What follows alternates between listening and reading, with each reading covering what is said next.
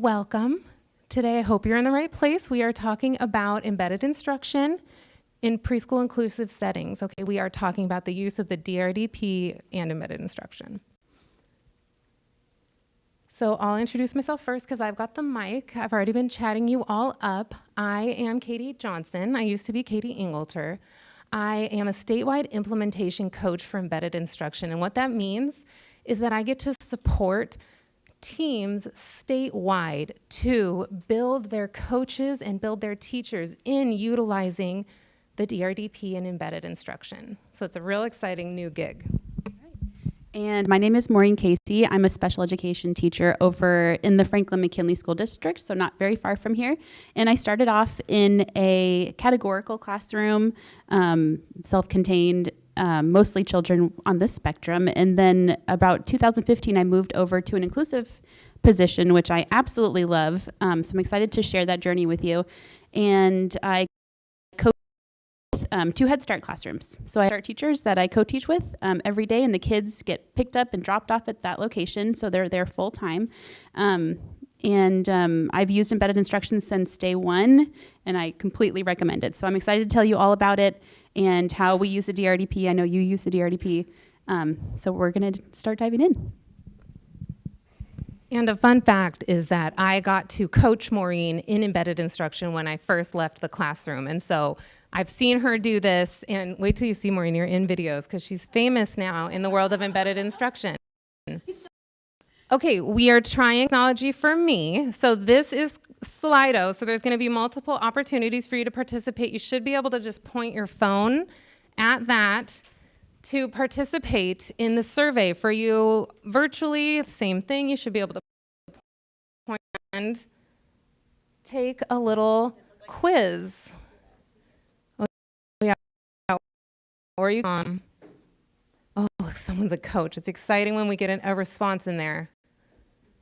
And then just keep it on your phone because we're going to do it for a few times. Okay, I'd just like to see who's in the room, what sort of roles that we have.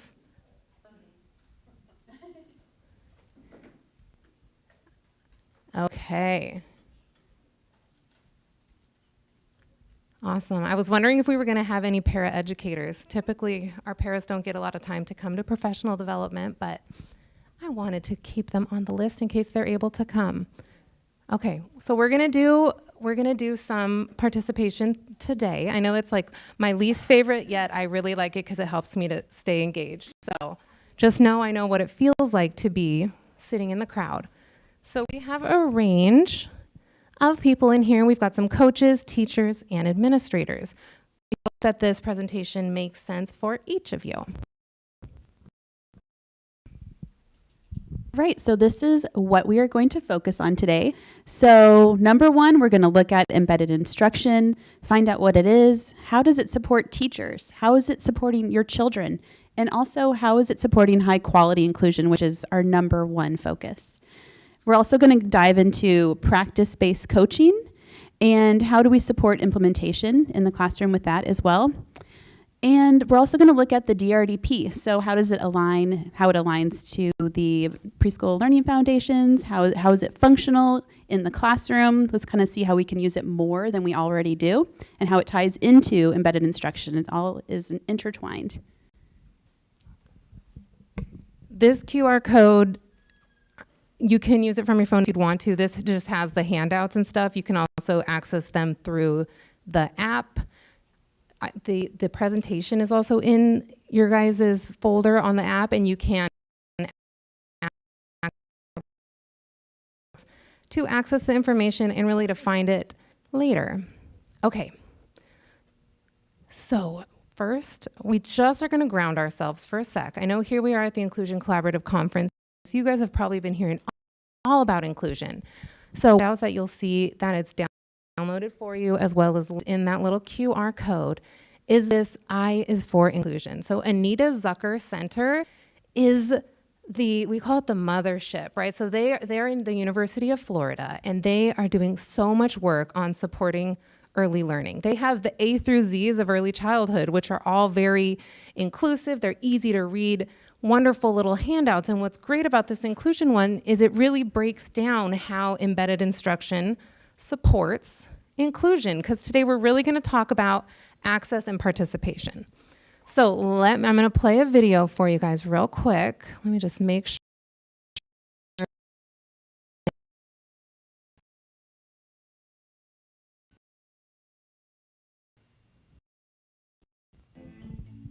Promoting access and participation for all children.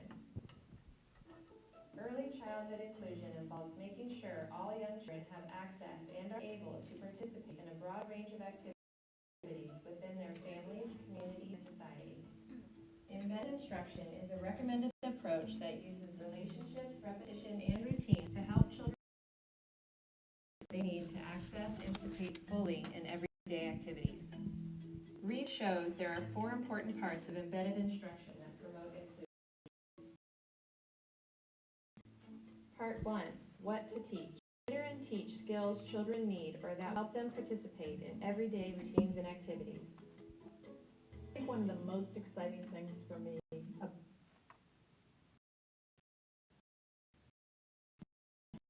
when we talk about meaningful inclusion in early childhood. Children are having an opportunity to learn alongside their peers, they're engaged with material all children are using in the classroom, and when they learn for the first time a skill that they can use to be more engaged and more independent in an activity. Part 2, when to teach. Consider which everyday activities or routines provide natural or logical opportunities for children to practice the skills they need to learn at home, in the classroom, or in the community. Part 3, how to teach. Plan and arrange for embedded learning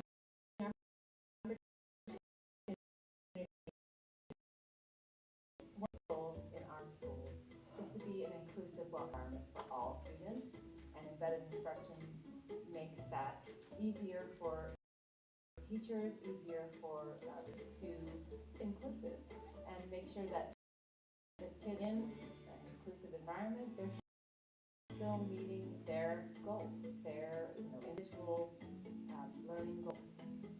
Part 4, how to evaluate. Keep track of how many embedded learning opportunities a child receives and whether the child is learning the skills he or she is practicing. The Anita Zucker Center and our collaborators are helping families and practitioners learn embedded instruction to promote children's access and participation in everyday places, routines, and activities at home, in early learning programs, and in the community.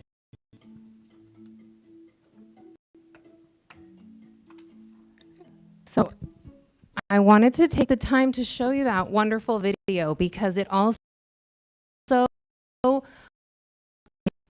wonderful that the whole website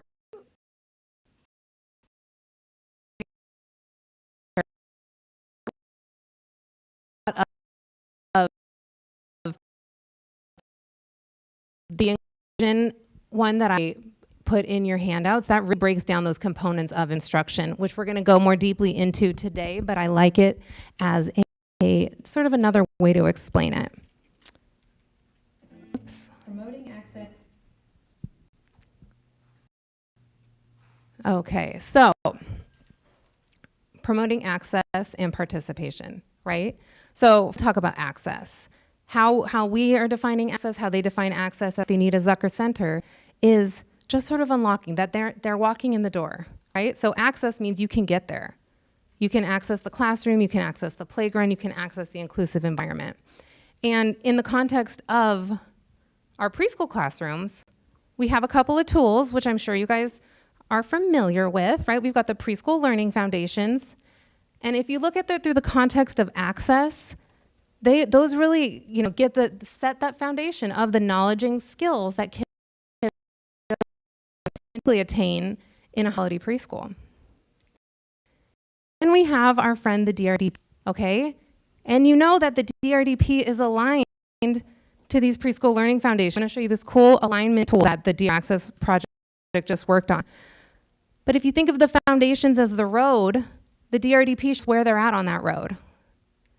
Right? And both of those are the foundations of access for all children, right? This is what all children need in preschool.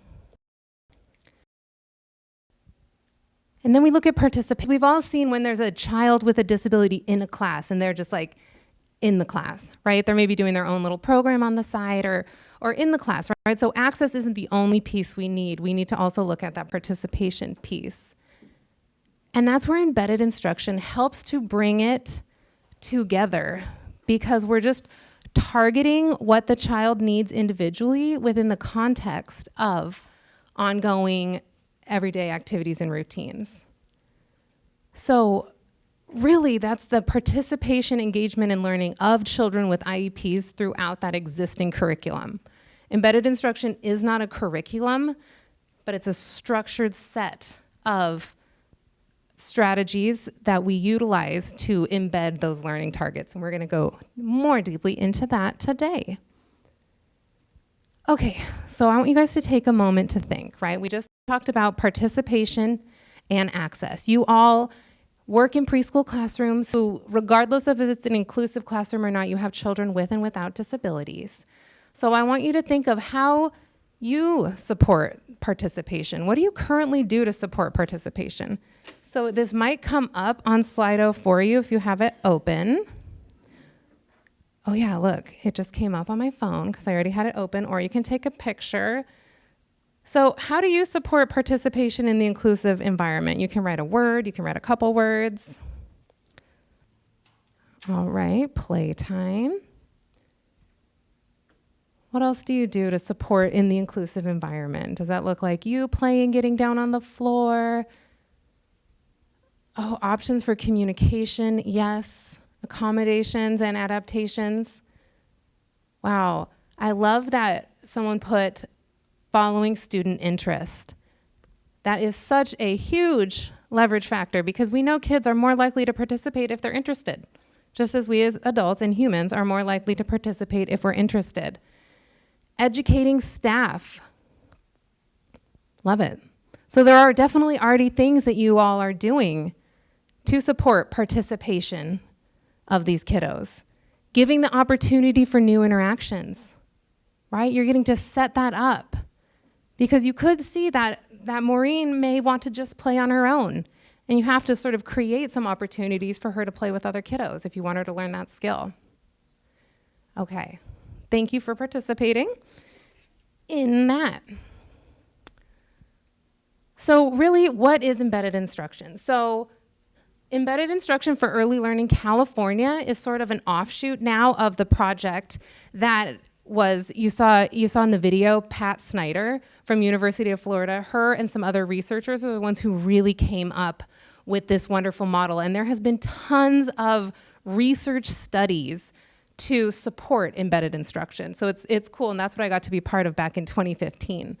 But it's a collaborative approach to provide systematic instruction to preschool kiddos with IEPs in inclusive settings. So that's the real important part here about embedded instruction, is that it is all within the context of ongoing routines and activities. And we're going to go more deeply into that. But for me as a special education teacher, it was a shift, because I'm used to setting up the activity at the table for the kiddos to do in order to target whatever skill. And this is really looking at building into what they're already doing. So the embedded instruction for early learning inclusive practices are supported by research, just like I said, evidence-based practices. It's focused on promoting children's participation and engagement in that ongoing classroom activities. And then the other really big important part about embedded instruction is that we don't talk about embedded instruction without talking about practice-based coaching, right? And that coaching piece to help teachers to go through that. And we're really looking at this right-sized job-embedded professional development and really sort of moving away from the 3 days of professional development in a row and then going and implementing it, but looking how we can create smaller learning opportunities so that you get to learn something, try something, think about it, reflect, and come back. So we've been really working on right-sized and job embedded. That took me a minute to understand what job embedded was. And what that really just means is giving you opportunities to learn things within the job that you're already doing, right? So you're working in the classroom, and we're looking at different skills that you're going to work on within the context of your daily teaching, which help you to build and acquire those skills with the support of your coach. Okay, so we already talked about these. Pat already told us about them. This is what embedded instruction is in its most simple cycle, right? We look at what to teach. Then we figure out when we're going to teach that within those activities, routines, and transitions. Then we think of how we're going to teach it, and then we think of how we're going to evaluate it. Okay, we're going to go a little tiny bit deeper. So first, we looked at what to teach.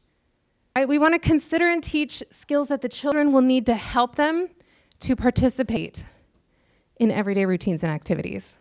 Okay, so we want to be looking at those activities to help us even determine what should the kid need to know. All right, so as a teacher, I'm looking at what am I going to teach? So the very first thing I'm going to do is take a look at their IEP goals. And a lot of times those goals are really far away. We're not even close to being there yet, and that's when embedded instruction really shines. So the first thing I do is take a look at their IEP goal and then find out where they are developmentally with their skills and using the DRDP to help me. And then I figure out their natural next step. And that's what we call our priority learning target. And we get going with our priority learning target in the classroom. And it's something that is just kind of literally the next baby step on their way to reaching that goal. Maureen, can you tell us about how this has changed the way that you write goals? Oh, sure. So Katie asked, how has this changed the way I write goals? And I think before, like Katie said a little bit earlier, I used to write goals that I could do one-on-one at the table with the child. And so when you go into an inclusive classroom, that's not inclusion. That's taking a child away from their natural surroundings, their natural rhythm of play, and just kind of doing what you were doing before, but in a separate place. So I started looking at my goals and saying, is this something that can naturally happen in the classroom with their play that they're interested in? If John is like really into blocks and I write something that has to do with something else that he has no interest in, that goal is going to be really hard to achieve. So I need to make sure that the goals I'm writing are something that John will naturally gravitate towards and will build upon, and we can build upon whatever skills he has now to reach that goal. Thank you, Maureen. And then we look at when to teach.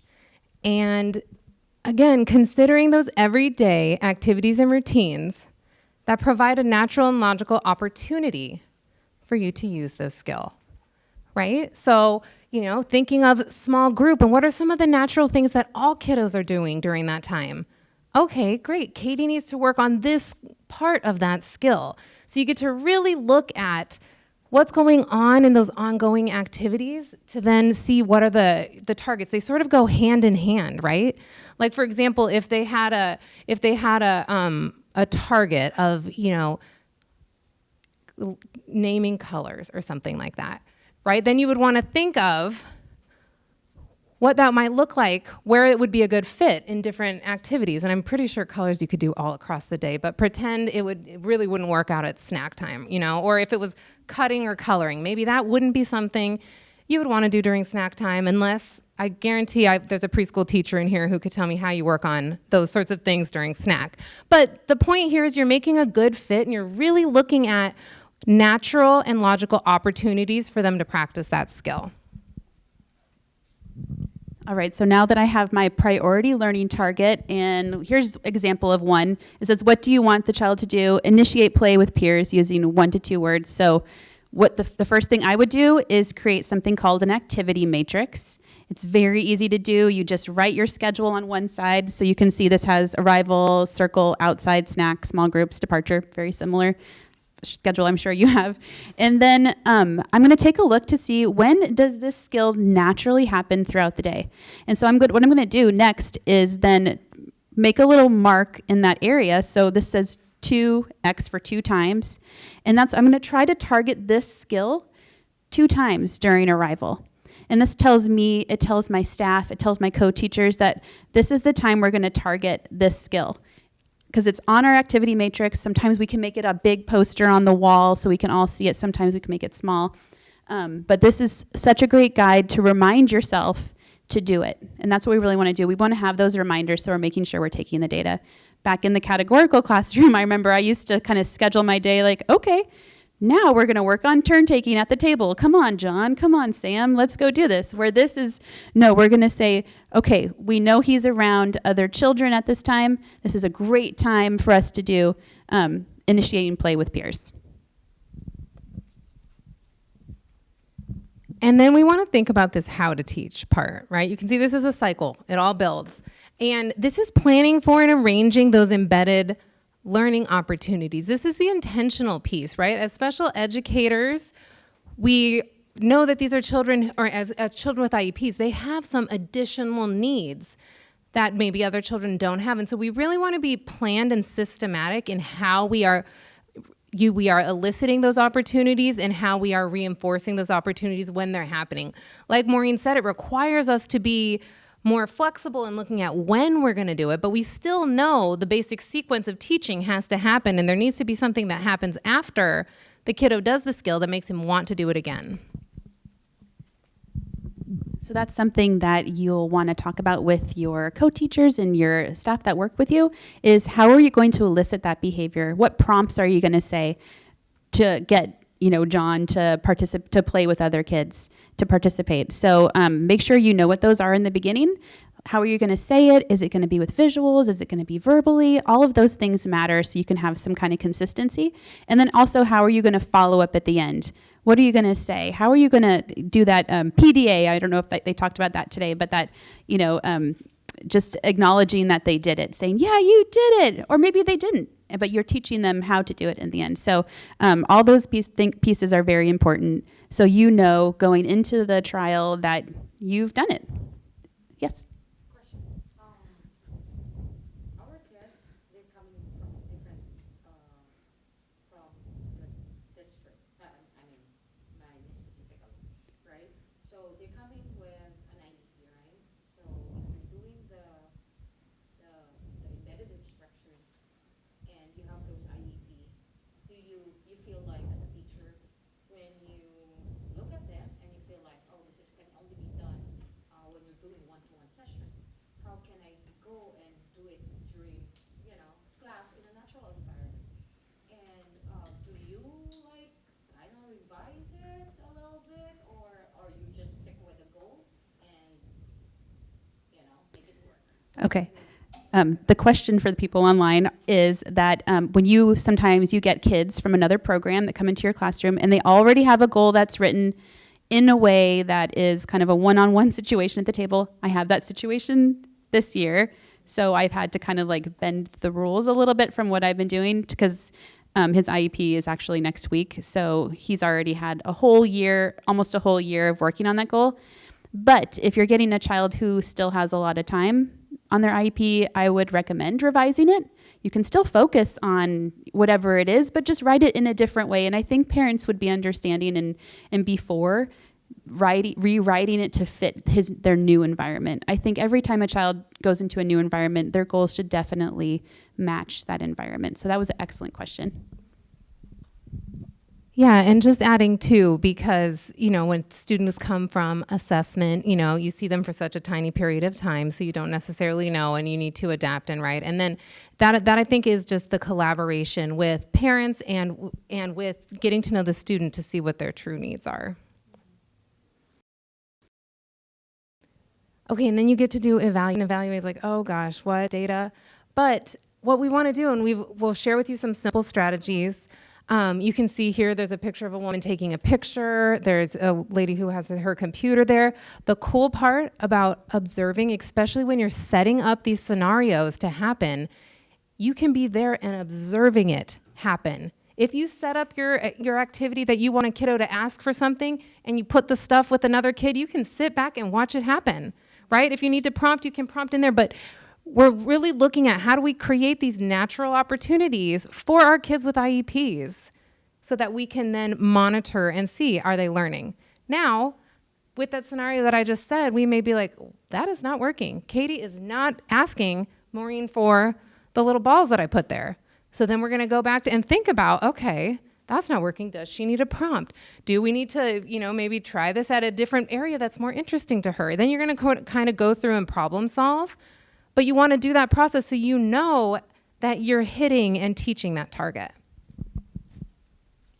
So in my class, I have my matrix, and I create it so we can take data weekly. And then at the end of the week, I take a look at that data, and I, just as Katie says, are we doing it? So do we have those little check marks there or not?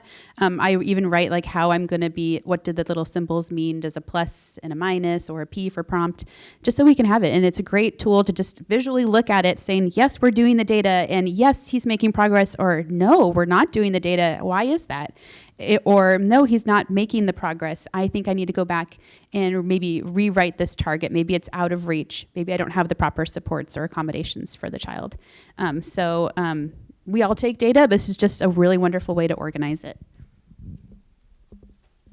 And when I started with embedded instruction, I really like this idea in how to evaluate. It's monitoring implementation. Am I doing it? Am I actually creating these opportunities and doing them like I planned? And is it working? Because we all know that something, if I'm not doing it enough, it's for sure not going to work, right? Because they haven't had enough opportunities to practice that skill. So I think it's an interesting shift as a teacher when I was doing it to be able to just ensure that I'm doing it and think about that as a factor here. Okay. Oh, question. Hi.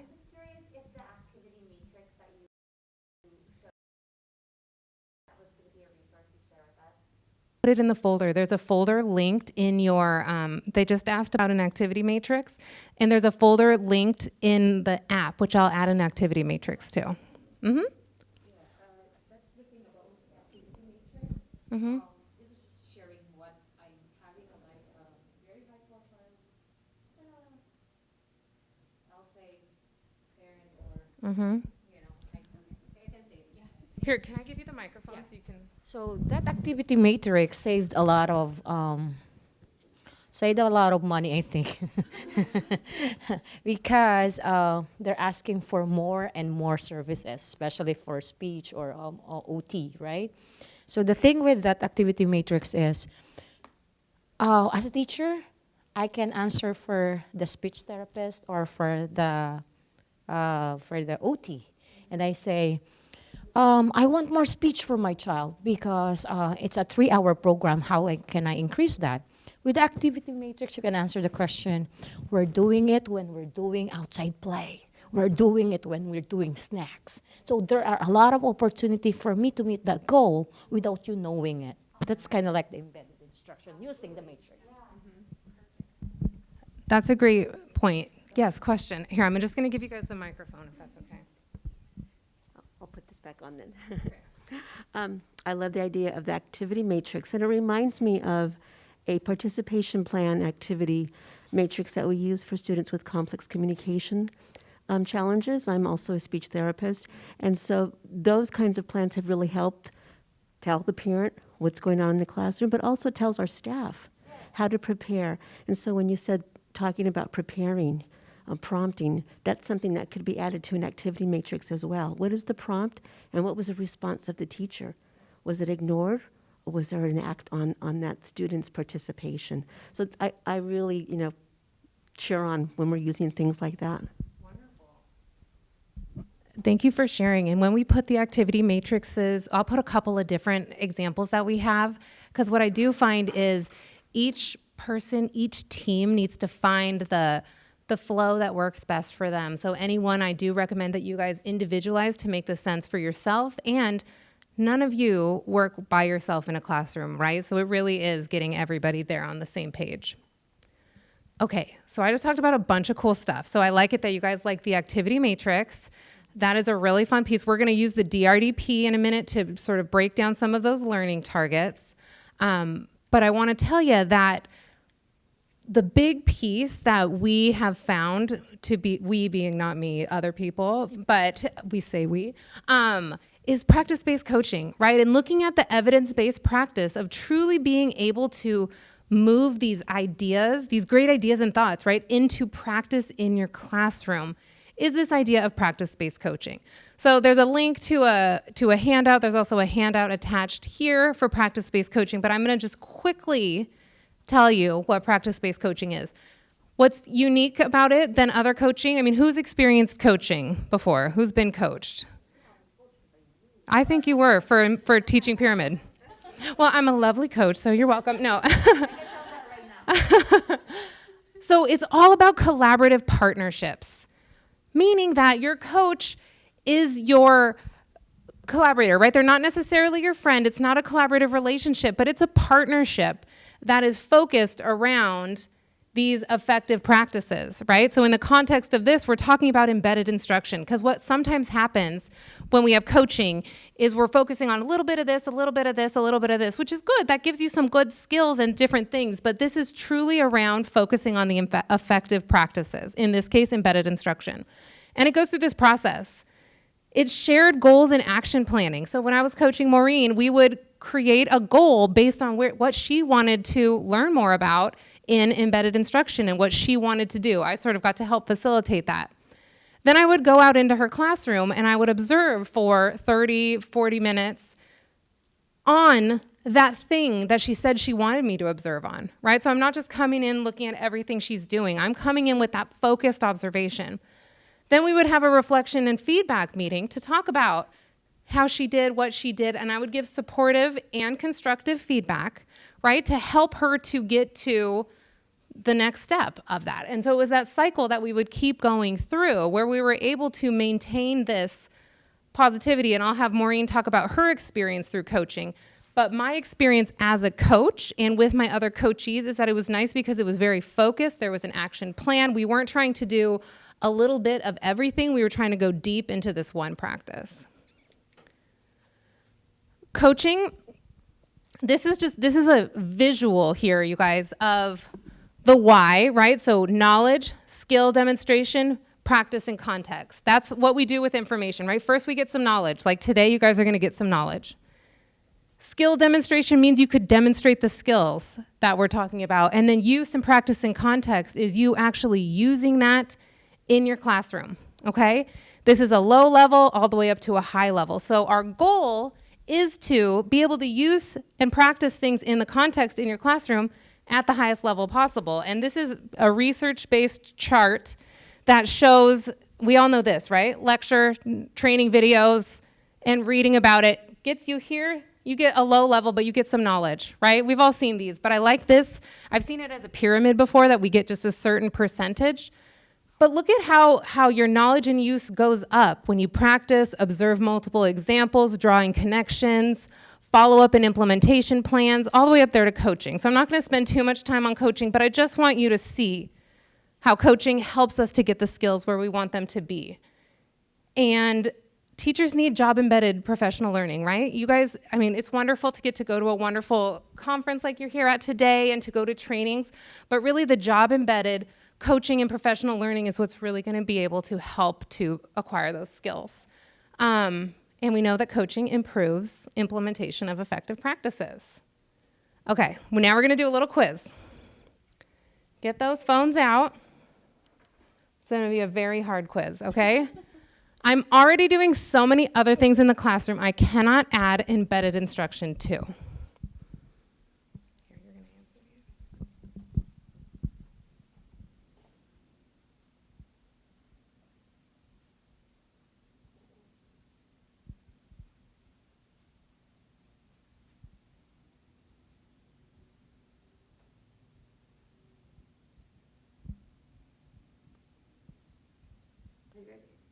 Yeah, there's like, they're coming in. They're coming in.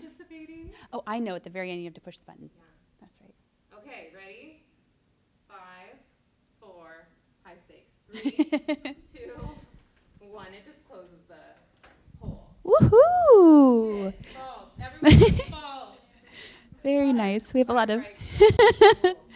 Okay, so that is correct. Of course you can do it. You have time. This is, embedded instruction is actually something you're probably already doing. This is just kind of organizing it all together. So you are already just, you're playing with the kids, you're building on what they already like to do.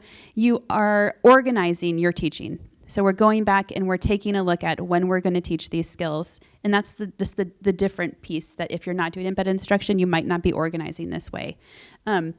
And you are also sharing what you're focusing on with your teaching partners and your staff in the room, lots of paraeducators, your speech therapists, your OT, everyone who's working with the kids all know what's going on.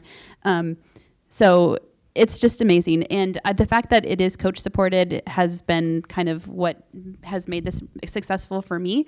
I've been in other trainings that you go for, like Katie said, a few days, and then you leave going, okay, I think I remember about 5 things from that training that I want to do. And then when you go to your classroom, you remember maybe 1, if at all. So the coaching just really kind of keeps you going, keeps you motivated, keeps you on target. And then now it just is second nature to me. I feel like I can skip a lot of the steps because I just know how to do it, and it's easy. So I think that absolutely anybody can do it. It's set up in such a wonderful way. Okay. Oh yeah. So the question is, the statement is, I will need all new things to do embedded instruction. I'm going to need all these things. We're going to need this huge budget. I'm going to have Lakeshore send a giant truck to my house, to my classroom.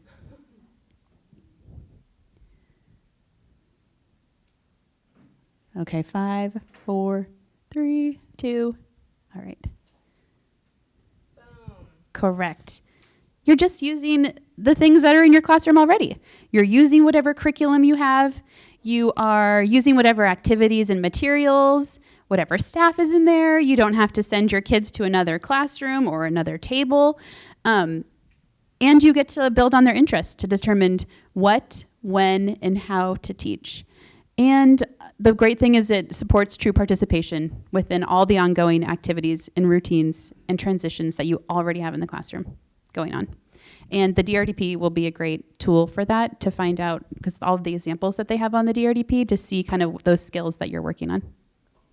All right, our next question. Coaching will put a lot of pressure on me or my teachers.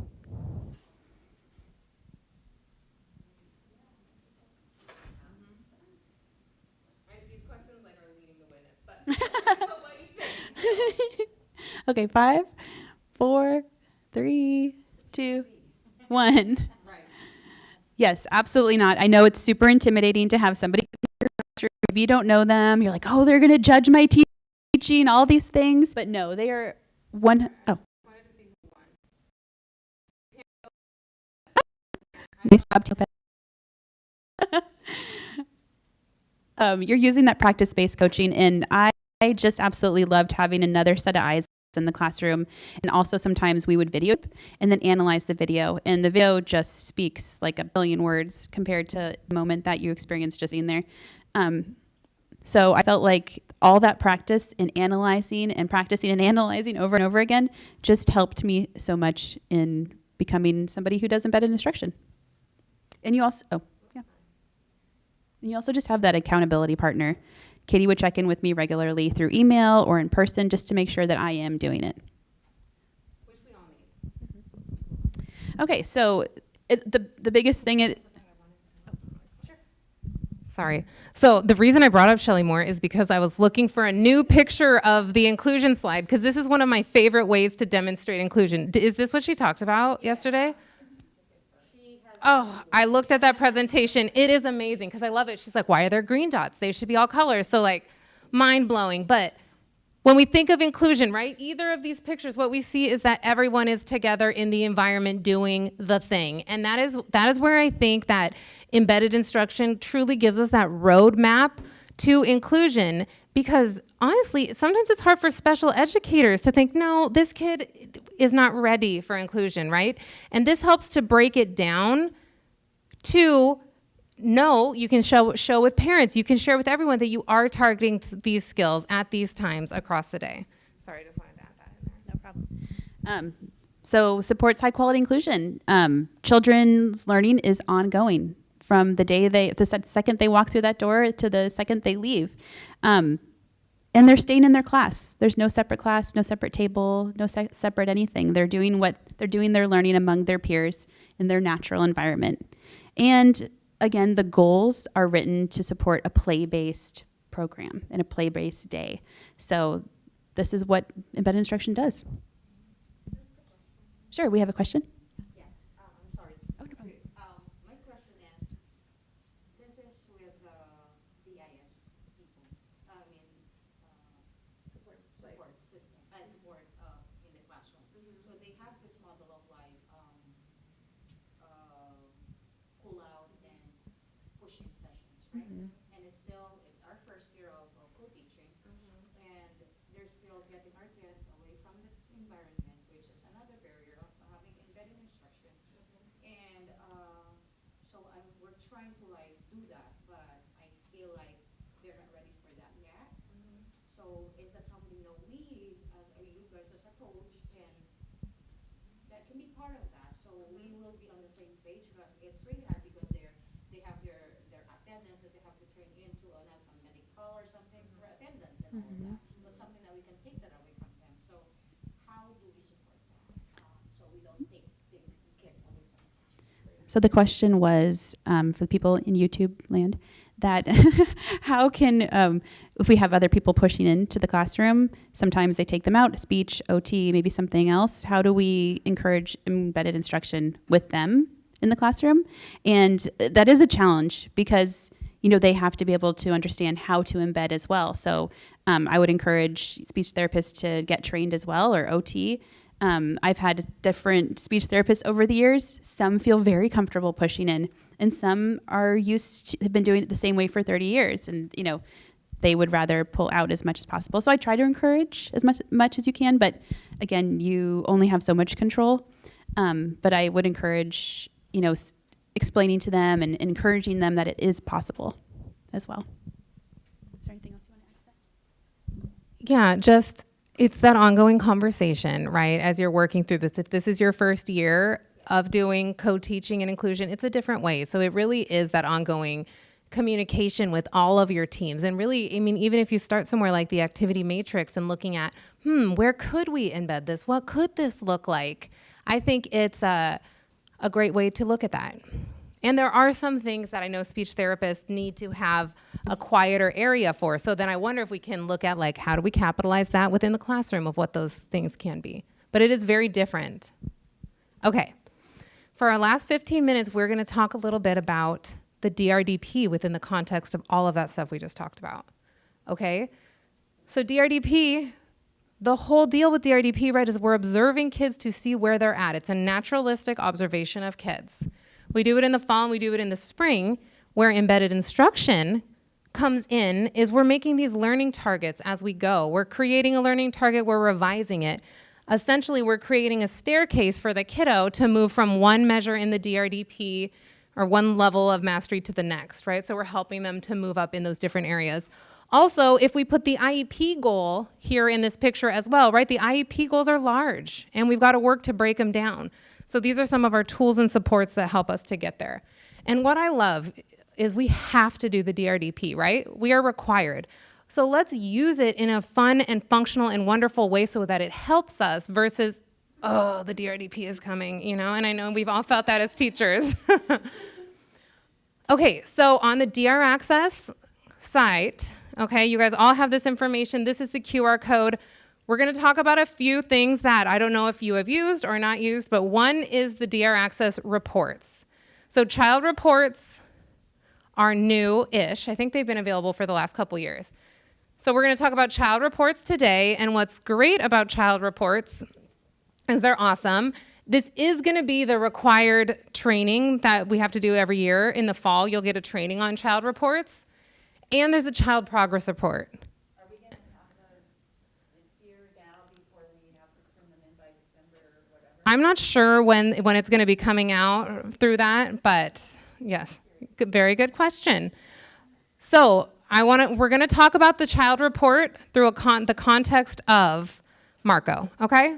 So he's a 4-year-old boy in an inclusive preschool. He uses a variety of single words to request. He plays next to peers, rarely interacting with them, and he has IEP goals in language, communication, and social, okay? So again, just a little piece of Marco. Here's our child report, okay? So what I love about this child report is, who doesn't love a nice visual like this, right? This is graphed out really nicely. This little line here that goes across is like the standard deviation of error, especially because each one of these domains has multiple measures within it, okay? So you can see that that's why there's multiples. But you can look at how he's doing across the board. There's also some cool child report guidance that I put in the PowerPoint if you want to jump into that early so you can use that data. But so obviously we can use the DRDP and this child report to identify child's strengths and needs. So for the purpose of today, we're gonna focus right here on, this says SED, social emotional development. So we're just gonna look at that for Marco. Another beautiful part about this report is it has this next page that this just says SED right here, social emotional development. You can see we've got responding earlier all the way up to integrating earlier. This is where he's doing on the individual measures within that area. So we can see that there is one that he's sort of falling below, right, than he is with the others. Do we all see that one? Okay, right up there. Let's see. Oh yeah, so we look at all the measures, they're all on the side. Then this area down here, what it says is the measure name, the current level of mastery, so it talks about where he's at right now, which gives the example from the DRDP, and the next developmental level. And I just want to tell you that this page in and of itself is amazing. I was a program coordinator last year, and in that I had the opportunity of managing some teachers' caseloads when they were maybe out or we didn't have a teacher. And it was so helpful for me to be able to have this data to use in an IEP, and especially we were doing virtual IEPs, it's very visual, and it really shows where they're at. And then we say, oh, and this is an area where he's struggling. So let's write a goal in that area. Let's look at what that could look like. It just became a very natural way to use it. Fun fact that you can get the DRDP child report naturally through Cyrus or SACE, whichever system you have, because that's where we must upload it to. And then it automatically will populate for you in the DR Access account. So you don't have to do it twice. It would be once you put it in SACE, it automatically populates into the DR Access report. It's awesome. So I think it's just such a wonderful way to make it useful for you as teachers, because I don't know how many years I did the DRDP and I did it and I put it away and that was the DRDP. Okay, then there's also this cool thing called the Child Progress Report. What this shows you guys, this is spring 20, this is fall 21. You can see how he's doing over time. This progress report will come for as many times as you've done the DRDP. So Marco's done it twice. Say some preschool kids we have for like 3 years, right? So you could have a bunch of different things, which shows the progress over time, right? If I'm a parent, that is something that I like to look at an IEP meeting or even at our transition meetings to kinder, right? Okay, so here we have Marco. We're gonna develop a plan. He plays next to his peers, rarely interacts with them. Okay, so here on the DR, he's at this exploring later. He interacts ways with familiar peers as they play side by side. The next step is brief episodes of cooperative play. Okay, so that's sort of where we want him to go. He has an IEP goal that he will play with peers and take turns sharing for longer periods of time. So from all of that information, like Maureen had said, we want to figure out what is our first step for him. What's the next step? When we think of learning targets, we usually want to think of what's like the 2 to 4 week step that he's going to take. We want to make them small because it's hard to work on all of it. I mean, you can't, right? You can't work on this Z level skill when you haven't gone through the B level skill. So we look at the priority learning target. So for this purpose, we really wanted to focus on that social piece. You could go so many places with a learning target, right? Parents are really concerned about the social. We really want to get him in social. He's saying one word, but he's really just playing next to peers. So we want him to request an object or a turn from a peer using a gesture or a single word, right? We don't, for the purpose of this, it doesn't matter how he asks for it. We want him to see his peers are there and want something from them. Okay? And you would know Marco, right? This would be your kid and you would know him, so you'd think of what it needs to be. And then here I'm saying during outdoor play, small group, and free play. Do you guys think that outdoor, small group, and free play are reasonable times? Yeah, luckily this is another one that he could do all day long too. The point of making a plan though, when I first did this, I was like, oh my gosh, I can implement all of my goals all of the time. And then you make this plan that makes your brain want to explode. And so you need to shift it down because you want to create a plan that's doable for you and your team. I think a quick point when writing goals is like, if a potato can do it, it's not a good goal. So like a lot of times we'll get a goal, it's like, we'll participate at circle time. Well, or we'll sit at circle time. Can a potato do it? Yes. So is that like, what are you really working on? So I think that like when you take a look at, you know, when you're doing it, if you can't really find a lot of times when you can do it, that's a big red flag to kind of change things up. Good point. Thank you. Did we have a question? Okay. Sometimes we need more help, right? And this is another cool tool that they just did through the DR Access website. It is linking the DRDP measures to the foundations. So it's this linking tool that you click on that, and then you get to see, and it's cool because it lines up the infant, toddler, and the preschool. So here I've got the infant, toddler pulled up in social emotional development interaction with peers, and we've got the social interaction with peers, the 3 different components from the preschool learning foundations. This to me is super helpful because you need more information than is on the DRDP sometimes, right? You want to go deeper into like, what are the examples? What does that look like? And so this tool is really nice. It's real easy to access. It's linked here, and I'm also going to add a page for you guys that just has all the links so you can easily find them. Because I wanted you to be able to walk away with these, because when I learned about these DRDP reports, I was thrilled. Okay, so we talked about his target. We talked about small group, free play, and outdoor, right? We need to implement that plan. So we're going to have to check ourselves and see if we're doing it. Here, oh, look at that. Okay, that's going to fly right in, right? Oh, so we want him to request an object or learn from a peer. We decided that he could do it during tabletop, the arrival time, free play in the block area at the water table, outdoor with the sand and trikes. This is an example of an activity matrix. Like I said, there's many different ones. This was when this teacher was just learning. For Marco, they wanted him to request an object using a word or gesture 6 times a day for 4 days in a row. That was their goal. I like it that you can think of multiple things. So you can see they put an X here each time that they saw him do that, or that they encouraged that to happen. So they put those in there, and you can see they almost met their goal. On Wednesday, though, it doesn't look like they got as many opportunities in. Yeah, maybe it was a short day. Maybe Marco was having a day. Because that's our thing. We need to evaluate the plan. If they're not making progress, we need to change how we're teaching. If they are making progress, cool, we continue, we move to the next step. And if they've accomplished it, boom, we move on. But that's the piece of looking at our assessment so that we can make some next steps from there. Okay, so we zipped through a lot of information, you guys. But those are some big resources that I want you to think about as those DRDP resources. And I'm going to put the activity matrix in there. That's a great one for y'all. You'll see there's a few other resources you can access in the Google folder.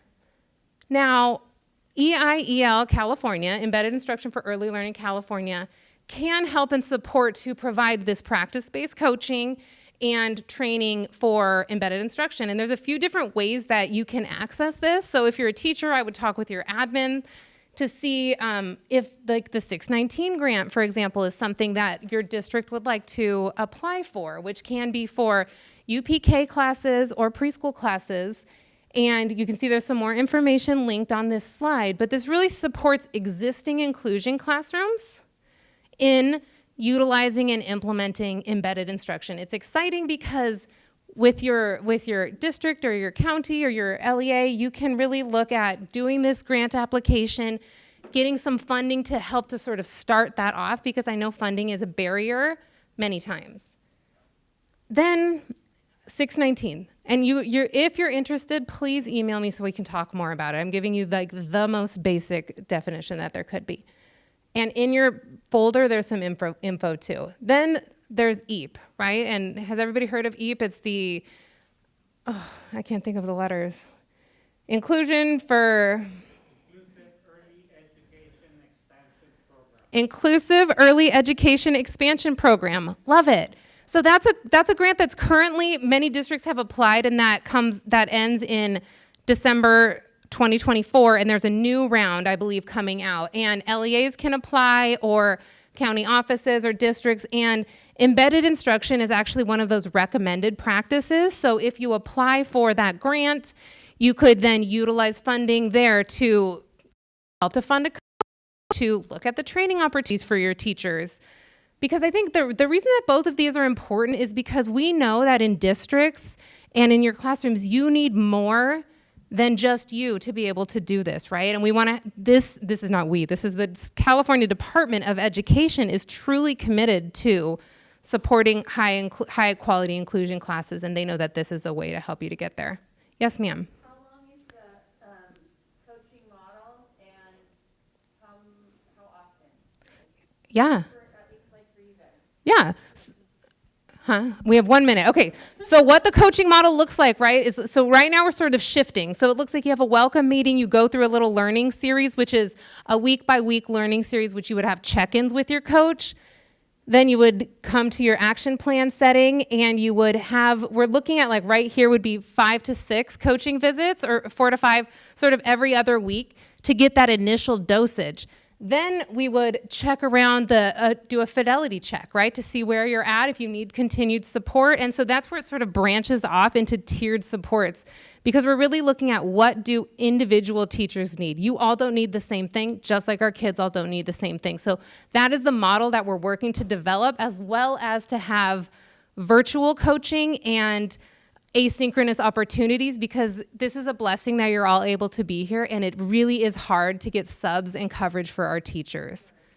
So the reality of the world is that's what we're trying to respond to. So that is there. We've got more resources. This is my email address here, and there's a Calendly link if you wanted to set up like a nice little Zoom meeting, since we're all now comfortable and familiar with that.